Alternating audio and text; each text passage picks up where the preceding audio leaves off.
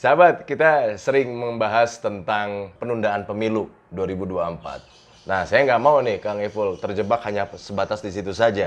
Walaupun sekarang masih rame ya. Ya. Terakhir juga dari hasil itu banyak lembaga riset yang surveinya itu menunjukkan bahwa kinerja Jokowi dinilai puas oleh publik gitu loh. Salah satunya oleh pengamat politik yang juga dari Indobarometer, M. Kodari gitu, meyakini ini Presiden Jokowi ini berpotensi untuk kembali memimpin negeri ini gitu kan. Nah, memang M. Kodari ini menilai bahwa ya nggak bisa melanggar konstitusi gitu kan, tetapi tetap harus melalui proses yang tepat, misalkan dengan amandemen Undang-Undang Dasar 1945. Tapi sebagian juga menilai itu salah ya kan.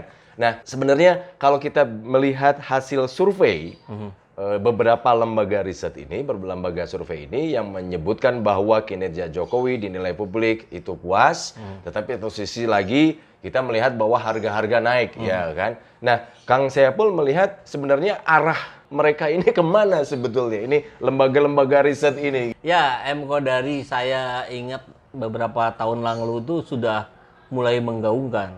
Tapi semakin gencar di tahun kemarin. Ya. Mungkin persis setahunan lah. Ketika yang lain masih senyap, M. Kodari ini sudah ngomong gitu. Ini Jokowi Prabowo. Jokpro. Jokpro. Bahkan dia sudah bikin kaosnya, gimmick-gimmick yang lainnya sudah dibuat. Kalau nggak salah sih, apa namanya ya, apa tim relawan atau apa itu pun sudah dibuatnya. Jadi M. Kodari sebagai periset dari Indobarometer ini sudah jelas-jelas tidak netral.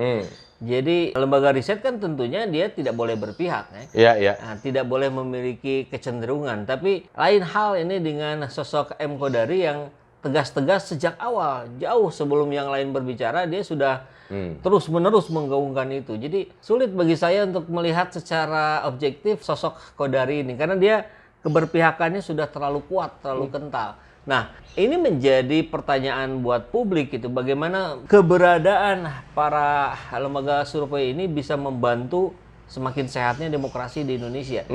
Harapannya kan begitu. Iya. Tapi nyatanya justru sebaliknya gitu.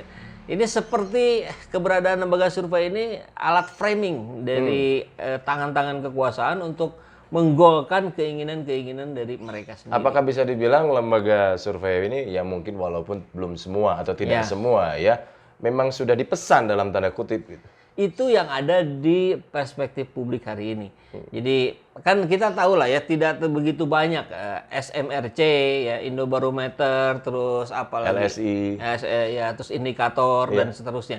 Hanya berkutat di itu saja. Dan kita tidak melihat adanya lembaga-lembaga survei baru yang kemudian bisa bukan meng-counter tapi memberikan hasil yang berbeda. Betul-betul independen gitu. Betul-betul independen tuh ya.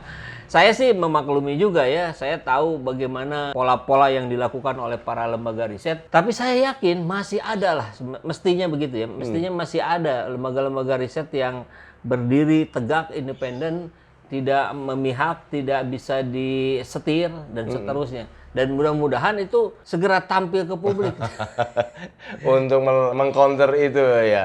Ya barangkali kalau bicaranya data pembanding lah gitu ya. Bukan mengcounter secara opini, tapi dengan data yang memang lebih masuk akal di logika publik hari ini kan sulit bagi publik untuk menganggap oh iya benar masyarakat puas di titiknya sebelah mana gitu. Wah kok malah yang terjadi adalah hal-hal yang sebaliknya. Tapi apakah memungkinkan ketika misalkan responden itu memang ketika ditanya betul-betul puas gitu loh, walaupun harga-harga pada naik gitu? Ya, itu banyak pertanyaan yang muncul ketika kita membahas itu. Pertama, dari aspek item pertanyaannya saja sebetulnya sudah bisa diarahkan. Satu itu, kemudian sampling random dari populasi yang akan diukur itu kan saya tahu lah bagaimana sedikit banyak bisa diutak-atik gitu. Hasil yang objektif, hasil yang betul-betul valid itu menjadi sulit untuk dipercaya oleh publik. Lalu bagaimana seharusnya misalnya lembaga riset, lembaga survei ketika dia merilis hasil survei atau hasil risetnya itu, apa yang harus disampaikan lembaga riset atau survei ini sehingga publik mengetahui bahwa oh ya ini mah memang benar-benar independen gitu. Nah, kita melihat seringkali yang sudah sering muncul di media mainstream itu 4-5 lembaga survei itu biasanya itu tidak begitu waktunya tidak begitu lama itu beriringan menyampaikan hasil survei yang sama seperti kepercayaan publik ini. Iya. Nah, Indobarometer munculin ini, kemudian SMRC, kemudian ya yang lain-lainnya gitu nyusul. Waktunya rentangnya kurang lebih tidak berjauhan. Nah, perspektif publik hari ini melihat itu sebagai sebuah sandiwara. Jadi ada sandiwara istana, gitu kan, seperti kemarin nih tentang penundaan pemilu, bahwa ternyata itu diinisiasi oleh Luhut, walaupun itu versinya Zulhas. Walaupun Luhut sendiri membantah, hanya sayang membantahnya tidak langsung, tapi lewat jubirnya. Gitu. Iya. Nah, ini kan seperti ada benang merah yang tersambung. Bagaimana pola-pola yang dilakukan oleh istana misalkan ya, kemudian dengan pola-pola yang dilakukan oleh para lembaga survei. Jadi arahnya sama. Gitu. Nyambung gitu ya.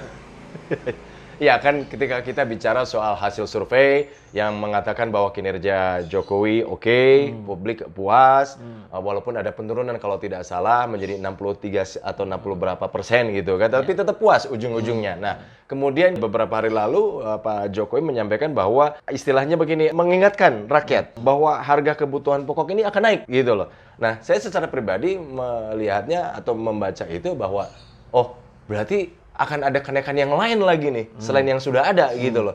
Nah, sementara juga ketika Jokowi menyampaikan itu, menginformasikan kepada publik, ada beberapa pihak mengatakan bahwa ya ini seperti bicara pada cermin saja gitu loh, Kang Epul. Iya, komunikasi publik ini sering kita sorot dari istana ini. Karena banyak cara-cara yang hasilnya terbukti itu kontraproduktif. Seperti yang disampaikan barusan, Pak Jokowi mengingatkan, hati-hati rakyat, harga-harga akan naik. Ini kan seperti sebuah, bukan seperti sebuah pemimpin yang mengayomi rakyat gitu. Kan kalau bayangan saya selintas saja gitu, kalau pemimpin yang memang mindsetnya ingin mengayomi rakyat, menjaga rakyat, maka narasinya adalah misalkan itu, rakyatku, kita akan bersama-sama menghadapi ini. Saya akan berjuang untuk menekan kenaikan harga dari minyak harga dunia gitu untuk tidak terlalu terimbas ke Indonesia. Saya akan mengintensifkan koordinasi dengan para Menko, para menteri dan seluruh pejabat terkait. Nah, itu kan terasa itu. Oke, ada pemimpin kita yang akan melindungi kita. Nah, kalau ini kan narasinya hati-hati, barang akan naik. Gitu.